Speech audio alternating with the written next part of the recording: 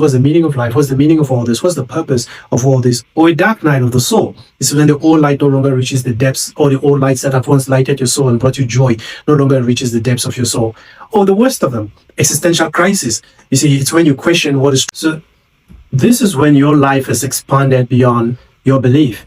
Your realities can no longer hold together on the old foundations. Your old foundations and the old structure of your belief can no longer carry the weight of your reality and your experience, so it cracks. And this is when things that used to make sense no longer make sense. They're no longer tied together. And this could happen. It could drive you insane. It could put you in a lot of pain. Or you could just be brutally stubborn like I used to be and decide to just keep soldiering on anyway and keep making believe anyway and just keep trying to patch the monster of doctrines and patching it and doing all kinds of gymnastics to make it feel consistent and make it make sense. And when it doesn't make sense, you lift up your hands in your head and say, oh, the wisdom of God is so great that it's like foolishness to man. I know this thing is foolish, but the only reason it's foolish is because it's the wisdom of God that is so high. So you embrace all of that. And you can keep soldiering it like that for so long. But at some point, like I arrived at the point like, this is no way to live. That you continue living like this, I'd rather die. And I had to find something that works. I had to really find a life that makes sense and that can sustain and explain all my experiences, a wide range of my experiences and the experiences of those that were around me that I deeply cared about. So we've talked about emet, truth, the first letter, the middle letter, and the last letter of the Hebrew alphabet.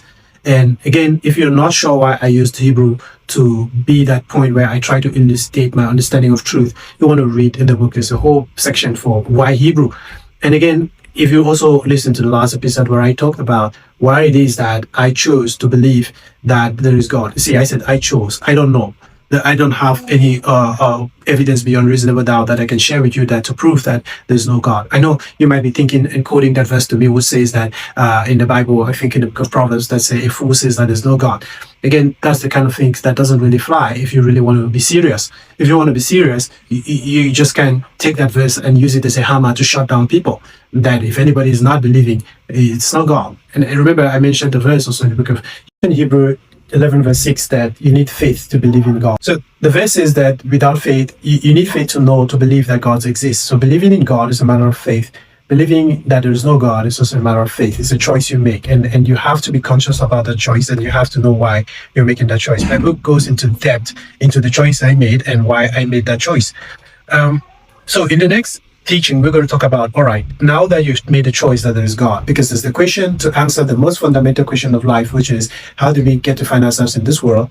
Then there is the question that follows, now that we're in this world, what is the purpose of life? How do we do life? What is valuable in life? What is life worth for? What is a good life?